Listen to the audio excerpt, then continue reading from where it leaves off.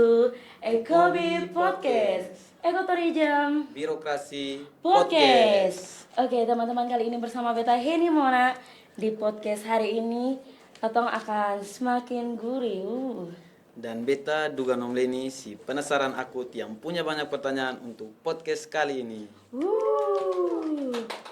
Oke teman-teman, kali ini Katong akan membahas topik yang sangat menarik dan sangat relevan dengan masa kini.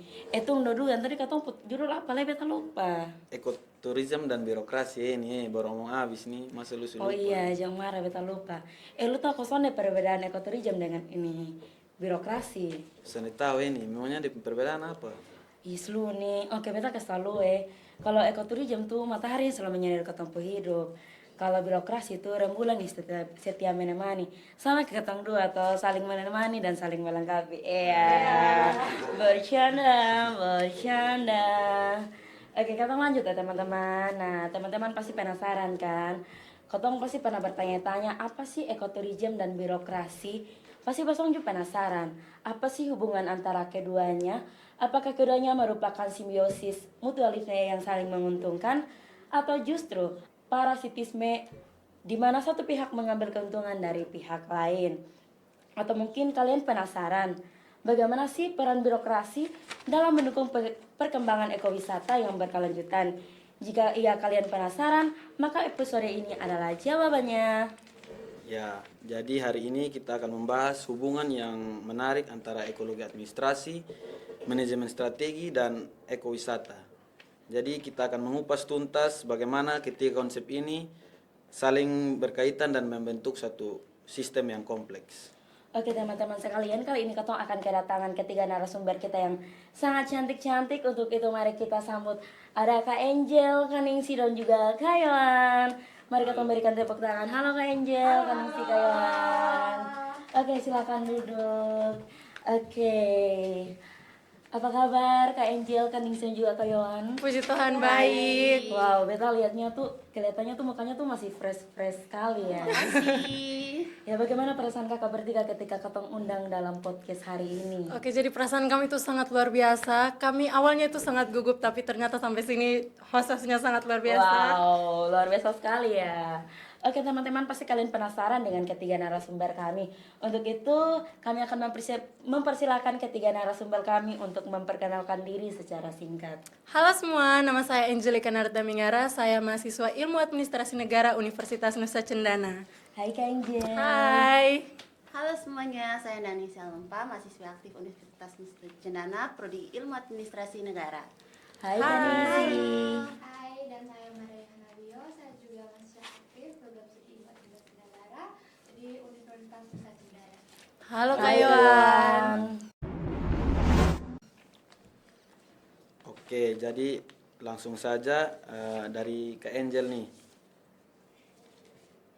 Bisa Kak Angel jelaskan secara sederhana apa yang dimaksud dengan ekologi administrasi dan bagaimana konsep ini dapat diterapkan dalam konteks ekowisata? Oke, jadi kalau bicara soal ekologi administrasi, kita bayangkan saja sebuah organisasi atau sistem pemerintahan itu sebagai suatu ekosistem, di mana ekosistem ini saling memiliki komponen yang berinteraksi satu sama lain dan saling mempengaruhi satu sama lain, seperti manusia, kebijakan, prosedur, dan juga lingkungan fisik. Ekologi administrasi adalah studi tentang bagaimana interaksi-interaksi ini terjadi dan bagaimana ini dapat mempengaruhi kinerja organisasi dan juga sistem pemerintahan tersebut. Begitu dugaan. Oke, terima kasih Kak Angel. Yang berikut dari Kak Yohan deh. Kalau menurut Kak Yohan, apa sih manajemen strategi itu? Oke, terima kasih. Dalam setiap organisasi, proses manajemen strategi itu meliputi sesuatu aktivitas yang berlangsung secara terus-menerus dengan pola aktivitas yang bersifat siklus, di mana dari kegiatan menganalisis lingkungan sampai kepada kegiatan mengevaluasi dan mengawasi. Oke, terima kasih Kak Angel juga Kak Yohan, penjelasannya yang sangat luar biasa terkait dengan ekoturism dan birokrasi. Oke teman-teman, kita akan membahas hubungannya dengan birokrasi. Mari kita bahas lebih dulu apa itu ekoturism. Di sini telah ada bersama saya Kak Ningsi. Hai Kak Ningsi. Senyumannya manis sekali ya Terima Kak. kasih. Oke, Kak Ningsi bisa Kakak menjelaskan secara singkat apa sih ekoturism dan mengapa ekoturism sangat penting? Tentu dengan senang hati. Jadi ekoturism itu adalah bentuk pariwisata yang bertanggung jawab terhadap lingkungan, melibatkan konservasi alam, serta memberikan manfaat ekonomi bagi masyarakat lokal. Nah, singkatnya, ekoturism ini adalah bentuk pariwisata yang berfokus pada alam dan budaya lokal. Nah, tujuan utama dari ekoturism adalah memberikan pengalaman wisata yang berkelanjutan sambil melestarikan lingkungan dan meningkatkan kesejahteraan masyarakat setempat. Nah, disinilah suatu program birokrasi itu sangat penting. Kebijakan pemerintah, peraturan, dan izin yang dikeluarkan oleh birokrasi sangat menentukan keberlangsungan dan keberhasilan suatu program ekoturism. Oke, jadi intinya ekoturism itu adalah bentuk pariwisata yang berfokus pada alam dan budaya lokal. Iya kan Kak Ningsi? Iya. Oke, nah sekarang kita akan masuk ke bagian yang menarik nih teman-teman. Di sini ada Kak Angel. Hai Kak Angel. Hai. Cantik sekali ya hari ini. Terima kasih. Oke, menurut Kak Angel nih, bagaimana sih peran birokrasi dan pengembangan ekoturism dan apakah birokrasi mendukung atau justru menghambat pertumbuhan ekoturism? Oke, jadi peran birokrasi ini memang sangat krusial dalam pengembangan ekowisata. Di satu sisi, birokrasi ini memiliki peran penting dalam membuat regulasi dan kebijakan yang mendukung pelestarian alam atau menjaga pariwisata berkelanjutan. Namun, ada juga di sisi lain, birokrasi yang terlalu kaku atau berbelit-belit justru menjadi hambatan bagi pelaku usaha ekoturism. Idealnya adalah birokrasi harus menjadi fasilitator yang memudahkan pengembangan ekoturism tanpa mengorbankan kelestarian lingkungan. Seperti itu. Oke, jadi singkatnya birokrasi ini memang penting dalam berbagai kebijakan termasuk pelestarian alam dan pengembangan pariwisata berkelanjutan ya. Ya. Oke, kalau begitu kita akan masuk ke pertanyaan besarnya nih. Menurut Kak Ningsi, apakah hubungan antara ekoturism dan birokrasi ini merupakan simbiosis mutualisme atau parasitisme? Menurut Kak Ningsi, bagaimana kondisi di Indonesia saat ini? Oke, baik. Menurut saya hubungan antara ekoturism dan birokrasi di Indonesia itu masih sangat kompleks ya. Ada banyak contoh kasus di mana kedua pihak tuh saling menguntungkan, namun ada juga kasus di mana birokrasi itu lebih mengutamakan kepentingan tertentu tanpa mempertimbangkan dampaknya terhadap lingkungan dan masyarakat. Nah, untuk mencapai simbiosis mutualisme yang sebenarnya itu tuh diperlukan sinergi yang kuat antara pemerintah, pelaku usaha, dan masyarakat seperti itu. Oke, jadi tidak hanya dilihat dari satu sisi atau satu pihak ya. Ya. Nah, Contohnya apa tuh yang menguntungkan atau malah merugikan? Oke, jadi salah satu contohnya itu kita bisa lihat pada hutan mangrove Oisapa Barat. Jadi hutan mangrove Oisapa Barat ini menjadi sorotan sebagai destinasi ekowisata. Tapi teman-teman, di balik keindahan alam yang sangat memanjakan mata, yang sangat menghibur kita itu, ternyata ada hubungan yang sangat kompleks antara ekowisata dan juga birokrasi. Nah, pertanyaannya, apakah hubungan ini lebih mengarah pada kerjasama yang saling menguntungkan, mutualisme, atau justru eksploitasi? Jadi perkembangan ekowisata di Oisapa Barat ini memang sangat potensial. Namun tantangan terbesarnya adalah bagaimana kita harus bisa menyeimbangkan antara kepentingan ekonomi, sosial, dan juga lingkungan. Kita harus bisa memastikan bahwa masyarakat lokal itu harus mendapatkan manfaat yang sangat besar dari ekowisata kita ini. Sekaligus juga menjaga kelestarian hutan mangrove tersebut. Tapi juga ada beberapa pihak yang berpendapat bahwa hubungan antara ekowisata dan juga birokrasi ini seringkali bersifat parasitisme, di mana salah satu pihak itu diuntungkan sedangkan pihak lain dirugikan. Ya, pokoknya tidak sesederhana dan sesimpel yang kita bayangkan teman-teman semua.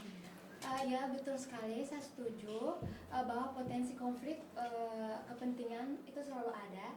Namun dengan adanya regulasi yang jelas dan partisipasi yang aktif dari masyarakat, kita dapat memanalisir terjadinya potensi tersebut.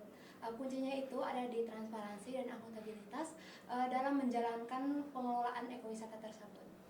Wow, luar biasa sekali ya Kak Angel dan juga Kak Yohan. Wis dugaan kayaknya ketong nih harus pi hutan mangrove deh. Harus ini. Ketong nih sudah lama di Kupang baru ketong sampai ada hutan mangrove nih. Kayaknya ketong harus pi, harus Sekalian aja bawa kakak-kakak. Oh bisa. boleh dong, ketong Boleh boleh dong. ada ya, narasumber yang cantik-cantik ini.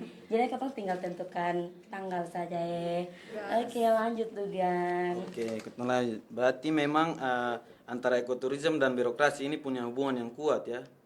Oke, terakhir nih kakak. Ih, sudah terakhir Sani. Ini sudah terakhir tuh ini. Wis juga nih. Ih lu ada balem, kok ada betul lem nih. Bisa nih bawa, lu mau buat apa? Yes lu nih, kau be mau lem ketong pu hati ya supaya jangan terpisahkan. Sama kayak ini ekoturism dan birokrasi toh, soalnya pernah terpisahkan. Bercanda saduga nih lu nih. Oke kakak-kakak, ini yang terakhir nih. Apa closing statement kakak-kakak bertiga terhadap pengembangan ekowisata dan birokrasi? Dari Kak Yohan duluan. Oke, harapan saya semoga ekowisata yang ada di Osaka Barat ini dapat menjadi model bagi daerah lain yang ada di Indonesia. Kita dapat menciptakan kawasan ekowisata yang berkelanjutan, meningkatkan ekonomi masyarakat, serta melestarikan lingkungan.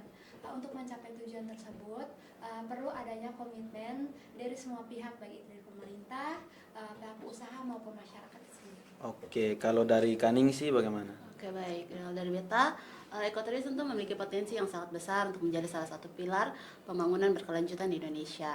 Namun untuk mencapai tujuan tersebut, kita perlu membangun sistem birokrasi yang lebih responsif, akuntabel dan transparan. Nah, jadi mari kita bersama-sama mendorong terciptanya kebijakan yang mendukung pengembangan ekowisata yang berkelanjutan dan berkeadilan. Oke, itu dari Kak Yohan dan Kaningsi.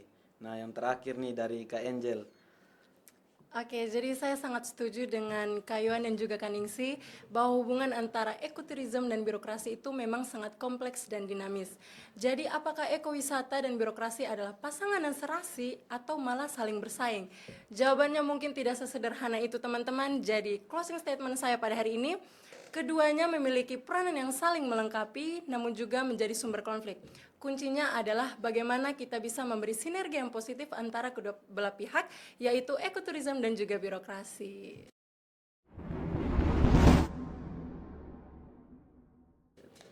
Oke, terima kasih Kak Angel, Kak Ningsi dan juga Kak Yohan yang telah bersedia menjadi narasumber kami pada podcast hari ini. Iya. Oke teman-teman, sungguh diskusi yang sangat menarik.